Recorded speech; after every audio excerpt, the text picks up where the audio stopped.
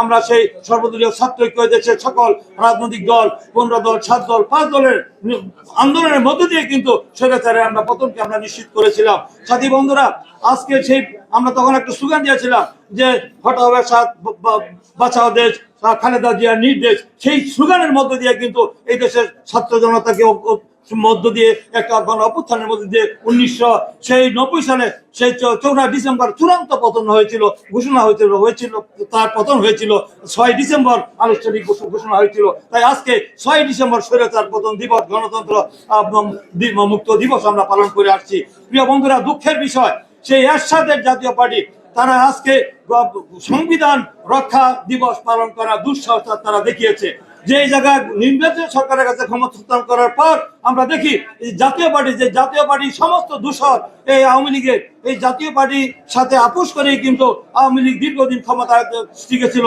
তা না হলে তারা দীর্ঘ এতদিন ক্ষমতায় থাকতে পারতো না। এই ফ্যাসিস্ট স্বৈরাচারী হাসিনা সরকার পতন অনেক আগে হয়ে যেত। তার আজকে এই জাতীয় পার্টি হলো কুলাঙ্গার। এই জাতীয় পার্টিকে বাংলাদেশের রাজনীতি করার নৈতিক অধিকার নাই, আওয়ামী লীগের নৈতিক অধিকার তারা হারিয়েছে।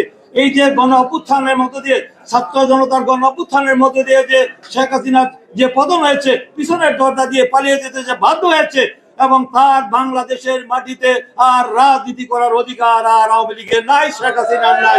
তাদেরকে বাংলাদেশে আসে আশ্রয় প্রশ্রয় দেওয়া যাবে না।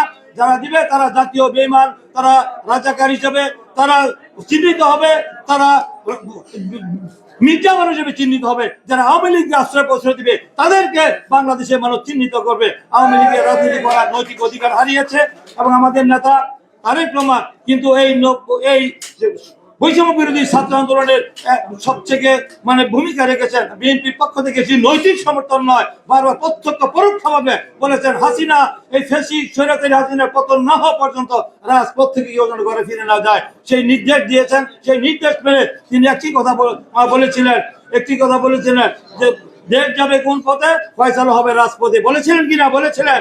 তারপর যদি তুমি ভয় পাও তাহলে তুমি শেষ, যদি তুমি এগিয়ে যাও তাহলে তুমিই বাংলাদেশ। আর কি কথা বলেছিলেন? টেক ব্যাক বাংলাদেশ বলেছিলেন। এই কথাটি বলেছিলেন। আজকে সেগুলো বলতে হবে। আর কি কথা বলতে হবে? তিনি নির্বাচন যে বয়কট করেছিলেন, এটা ছিল তার দূরদৃষ্টি রাজনীতির পরিচয়। তিনি যে কি রাষ্ট্রনায়কোচিত সিদ্ধান্ত দিয়েছিলেন যে স্বৈরাচার হাসিনার অধীনে বাংলাদেশের কোন নির্বাচন সুষ্ঠু নিরপেক্ষ হয়নি, হবেও না। তিনি বুঝতে পেরে 2024 সালের নির্বাচন তিনি বয়কট করেছেন। বলেছেন হাসিনার অধীনে বাংলাদেশের মাটিতে কোনো নির্বাচন হবে না। সেই নির্বাচন না হওয়ার কারণে এই দেশে মানুষ সমর্থন দিয়েছে, যার কারণে এই দীর্ঘ 16 বছর আন্দোলন এবং সর্বশেষ কোটা বিরোধী আন্দোলন এবং বৈষম্য বিরোধী আন্দোলনের 19 জুলাই এবং অগাস্টের আন্দোলনের মধ্য দিয়ে এই আন্দোলনকে চূড়ান্ত রূপ নিয়েছে এবং এই স্বৈরাচার হাসিনার পতন হয়েছে।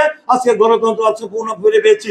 এই গণতন্ত্র আবার মুখ থুবড়ে পড়ুক, আবার কোন স্বৈরাচার আসুক, আবার কোন ফ্যাসিস্ট আসুক, আর কোন দাবিয়া সরকার, মাফিয়া সরকার বাংলাদেশের মাটিতে আসতে দেওয়া হবে না। তারা ভারতে বসে শেখ হাসিনা অনেক ষড়যন্ত্র করছেন। সেখানে বসে বসে বাংলাদেশে সাম্প্রতিক দাঙ্গা বাঁধিয়ে তিনি আবার বাংলাদেশের রাজনীতিতে তিনি প্রবেশ করতে যাচ্ছেন। সেই সুযোগ দেওয়া হবে না। আমরা দেশ স্বাধীন করেছি ভারতের গোলামি করার জন্য নয়। তাই আজকে ভারতের কোন উস্কানিতে বাংলাদেশের মানুষ যেন আজকে ঐক্যবদ্ধ থাকে, সেই ঐক্যবদ্ধভাবে জাতিকে ঐক্যবদ্ধ করার জন্য আমাদের তারেক রহমান বিএনপির পক্ষ থেকে আমরা দেখেছেন ইতিমধ্যে জাতীয় ঐক্য হয়েছে এবং সেই ঐক্যের ভিত্তিতে আমরা বাংলাদেশে আর কোন নৈরাজ্য, অরাজকতা, আর কোন স্বৈরাচার ফ্যাসিস্টের জায়গা বাংলাদেশের মাটিতে হবে না। গণতন্ত্র প্রতিষ্ঠা হবে। আগামী দিনে এই দেশে একটি অবাধ সুষ্ঠু নির্বাচন হবে। সে একটি রুটম্যাপ দিবে অন্তর্বর্তীকালীন সরকার। সেই রুটম্যাপের মধ্য দিয়ে অনতিবিলম্বে দ্রুত সময়ের মধ্যে একটি নির্বাচন দিয়ে সেই যে মানুষ 16 বছর ভোট থেকে বঞ্চিত হয়েছে, ভোটাধিকার থেকে বঞ্চিত হয়েছে, ভোটের অধিকার হরণ করেছে, আইনের শাসন ছিল না, বিজেপির স্বাধীনতা ছিল না, ন্যায় বিচার ছিল না, মানবাধিকার ছিল না, মত প্রকাশের স্বাধীনতা ছিল না, দেশকে রাষ্ট্রীয় প্রতিষ্ঠানকে ধ্বংস করে নাই, দেশকে ধ্বংসের দ্বার প্রান্তে না খাদের কিনারা দাঁড় করিয়ে দিয়েছিল, অর্থনীতিকে শেষ করে দিয়েছিল, লুটপাট করে দেশকে শেষ করে দিয়েছে। এই লুটপাটকারী এই খুনিদের বিচার বাংলাদেশের মাটিতে হবে। শেখ হাসিনার বিচার না হওয়া পর্যন্ত আমাদের আন্দোলন চলবে। শেখ হাসিনার বিচার হবে, এবং এই দেশে আর যেন কোনো স্বৈরাচার আর কোনো দানবীয় সরকার যে রাষ্ট্রীয় ক্ষমতা দখল করতে না পারে, এবং আমাদের ঐক্যবদ্ধভাবে আমাদেরকে ধৈর্য সংযম সহনশীলতা পরিচয় দিতে হবে। সেই সহনশীলতা পরিচয় দিয়ে কোনো চক্রান্তের ষড়যন্ত্রের ফাঁদে আমরা পা দিব না। আগামী দিনে বিজয় অর্জন না হওয়া পর্যন্ত, চূড়ান্ত বিজয় অর্জন না হওয়া পর্যন্ত আমরা রাজপথে থাকবো, আন্দোলন করব। এই সরকার আমাদেরই সরকার, এই সরকারকে টিকিয়ে রাখার জন্য আমাদের দলের একটি চেয়ারম্যান তারেক রহমান বলেছেন, এই সরকারকে কোনো অবস্থাতেই ব্যর্থ হতে দেওয়া যাবে না। তাই এই সরকারের সাথে থেকে আমাদের সকল দাবি দেওয়া আদায় করে আমরা গণতন্ত্রকে পুনঃপ্রতিষ্ঠা করব।